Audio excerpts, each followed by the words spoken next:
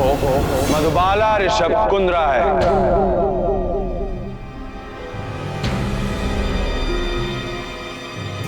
ये बात मैं कभी नहीं भूलूंगा और तुम भी ये याद रखो कि मधु मेरी बीवी है।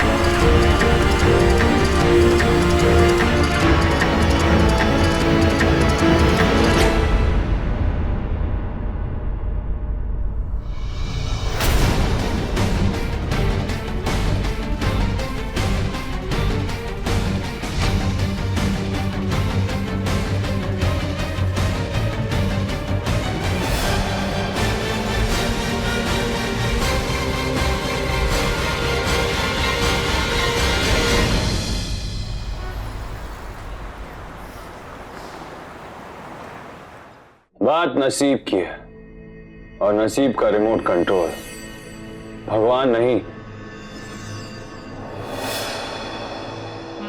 बात नसीब की है और नसीब का रिमोट कंट्रोल भगवान नहीं, इंसान।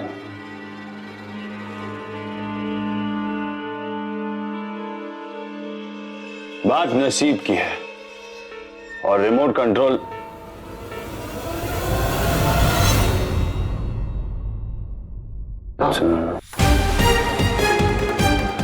बाहर तुम्हें डू नॉट डिस्टर्ब का बोर्ड नजर नहीं आया? या तुम्हें लगा कि वो बोर्ड तुम पर लागू नहीं होता? आउट! ब्लडी फूल्स।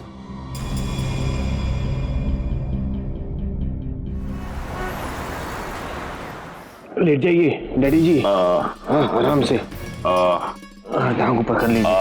अरे थोड़ा ऊपर हो जाइए। ओहो डैडी जी, चिल्ला तो ऐसे रहे हो जैसे पेट में अल्सर है। सिर्फ गैस है, गैस। दवा खा लो सब ठीक हो जाएगा। ये लीजिए, ये लीजिए, ये लीजिए, खाइए खाइए।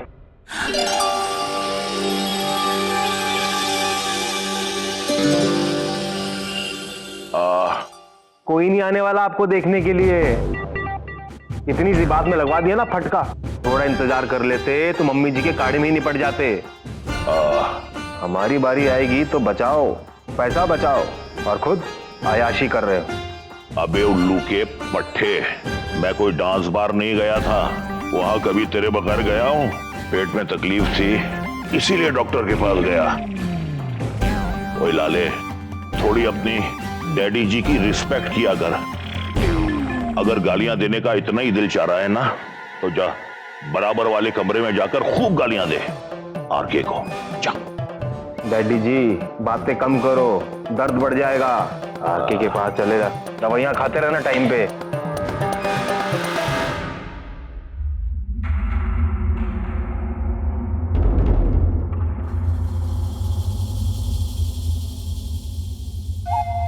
क्या कहा डॉक्टर ने?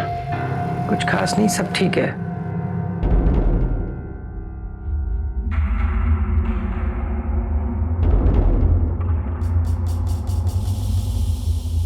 चीफ, वो उसके 4-5 फोन आ चुके हैं।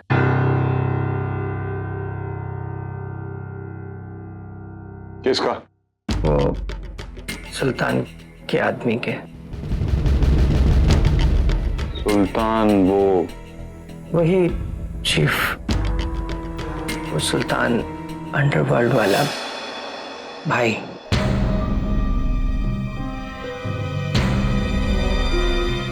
बिट्टू जी, ऐसे बहुत से लोगों को डॉन के नाम से झूठे फोन आते हैं। होगा कोई मुंबई से। चीफ नंबर बाहर का है, वही है। तो इसमें घबराने की क्या बात है? पुलिस कंप्लेंट करिए, पुलिस वाले निपटते रहेंगे। चीफ, पुलिस उसी का फोन है।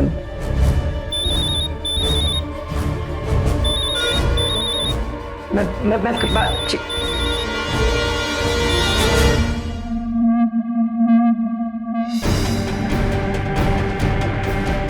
रिलैक्स बिट्टू जी। मुझे आपकी बहुत फिक्र है। आपके लिए थोड़ा परेशान हूं मैं, बस समझ में नहीं आ रहा चीफ। सौंफ कहाँ रख दी है? मम्मी जी, सौंफ। अरे अब कैसी तबीयत है डैडी जी की? पहले से ठीक है। अच्छा।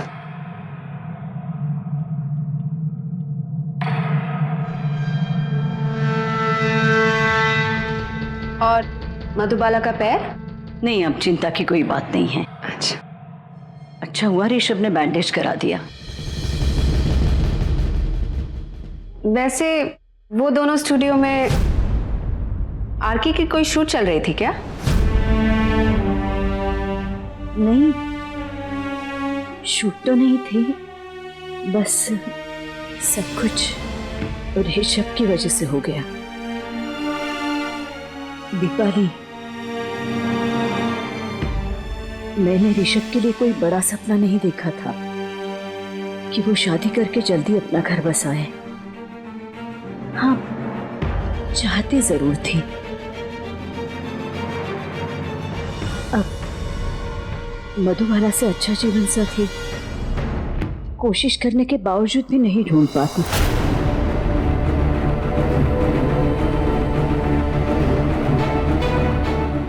ऋषभ ने तब मधुबाला की कीमत नहीं समझी। उसके हौसले तोड़ने के लिए वो अपनी पूरी ताकत, पूरी बुराई जैसे एक साथ काम पे लगा दी है। उस रात पार्टी में उसका इतना अपमान किया, मुझे नहीं लगता उस लड़की का रत्ती भर भी कोई दोष है जो वो ये घर छोड़कर चली गई। अगर उसके ऊपर 40 लाख का बोझ नहीं होता तो वो ऋषभ के साथ एक छत के नीचे कभी नहीं रहती। सब कुछ अपने पिता के लिए कर रही है वो। ऋषभ ने 40 लाख रुपए दिए थे उनके इलाज के लिए और बहू खरीद कर लाया मेरी।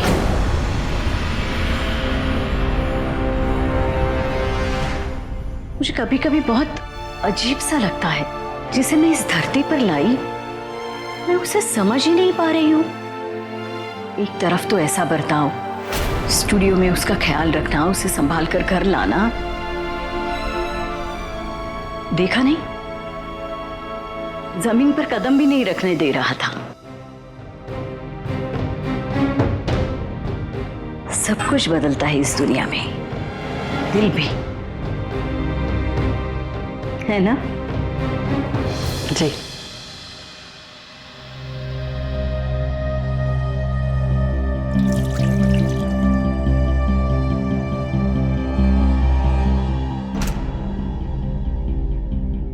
कौन जाने ऋषभ के दिल में भी कुछ कुछ बदलने की शुरुआत हो रही हो। जी।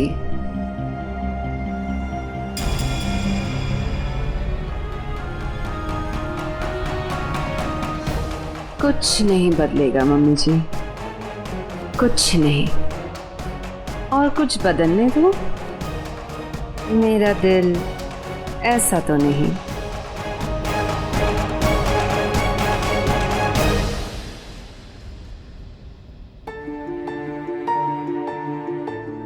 बीवी है वो मेरी, वो मधुबाला ऋषभ कुंद्रा है।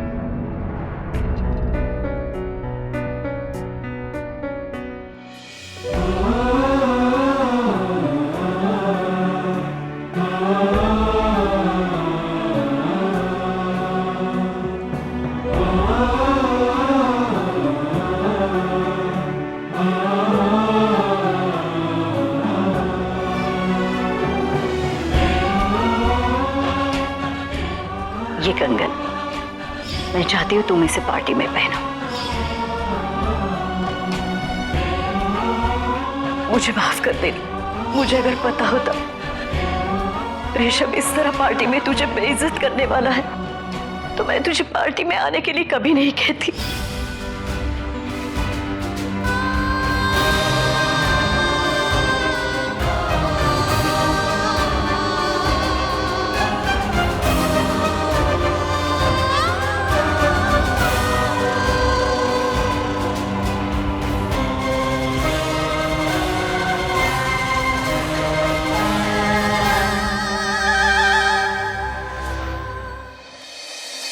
पद्मिनी जी, ये बताने के लिए फोन किया था कि डॉक्टर साहब ने कहा है घाव ज्यादा गहरा नहीं है, सब कुछ ठीक हो जाएगा, आप चिंता मत कीजिए।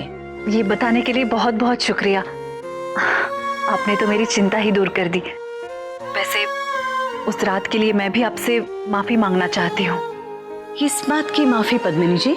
जी, उस दिन मैं इतनी परेशान थी कि आरके स्टूडियो से मधु को लेकर पहले यहाँ आया था ताकि मुझे ये बता सके कि मधु ठीक है।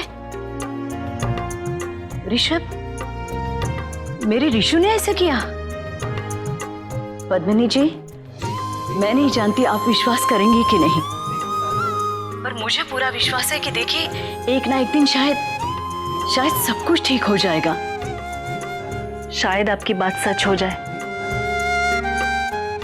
बप्पा की मर्जी हो तो सब कुछ ठीक हो जाएगा। नमस्ते। नमस्ते।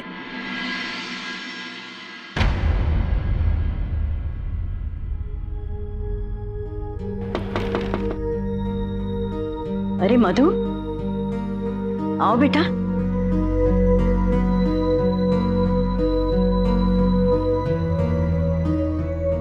वो अभी अभी तुम्हारी माँ से ही बात कर रही थी मैं।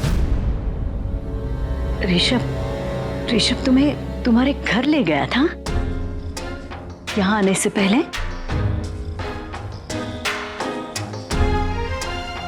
माँ, ये कंगन उस रात आपने दिए थे ना। इसे वापस लेने के लिए नहीं दिया था। पर माँ, एक माँ अपने बेटी को कुछ दे नहीं सकती? नहीं तो आज के बाद मुझे माँ कहना बंद कर दे। माँ,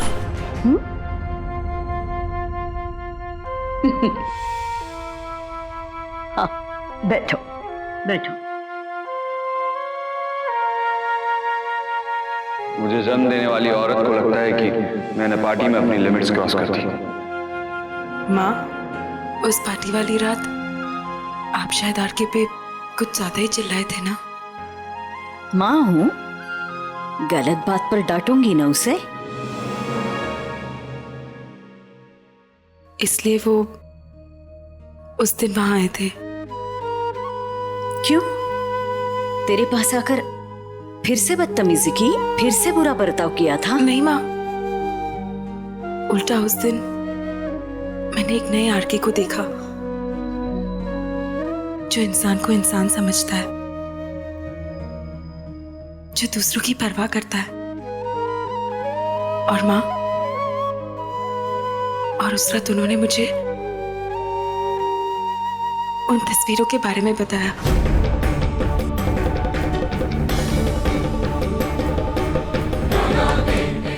अपने पिता के बारे में बताया।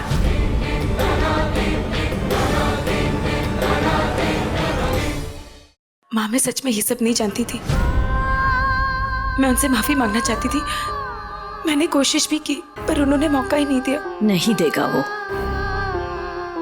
ना जाने कैसे वो तुझसे ये सब बात कर बैठा, वरना इस बारे में तो वो शायद अपने आप से भी कभी बात नहीं करेगा। ऋषु बहुत बदल गया है। अपने पापा की मौत के बाद उसने अपने आप को दुनिया से काट लिया।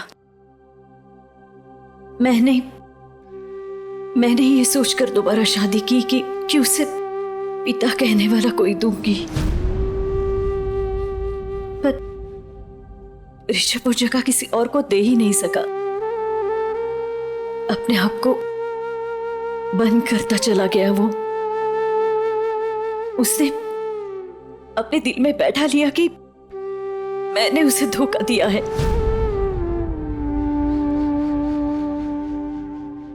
मेरी वजह से, क्योंकि उसके इस तरह पत्थर हो जाने की वजह भी मैं ही हूं।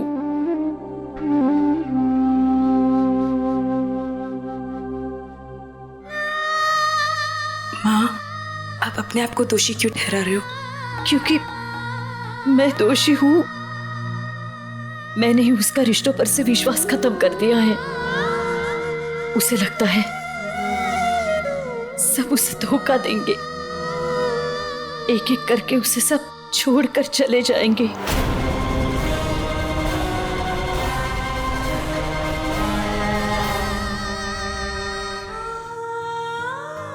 तुमसे बात करना अच्छा लगा, इसका मतलब वो किसी न किसी पर विश्वास करने लगा है, खुल रहा है, कुछ कुछ बदलाव हो रहा है उसमें। माँ, वो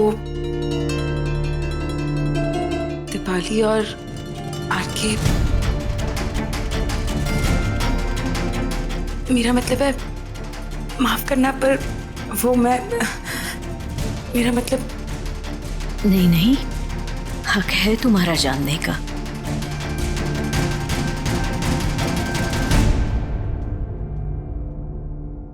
दीपाली, सास बहू की फिल्म का क्लाइमैक्स।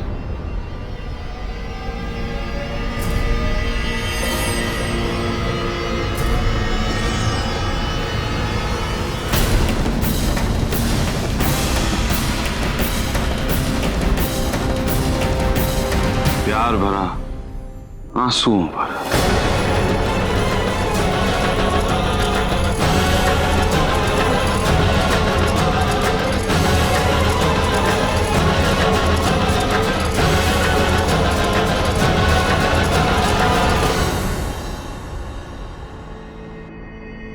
बीवी में तुम्हें ही ढूंढ रहा था, पर लगता है कि तुम आरके के छुपे हुए राज पार्ट 5 को खोलने की तैयारी में लगी हो।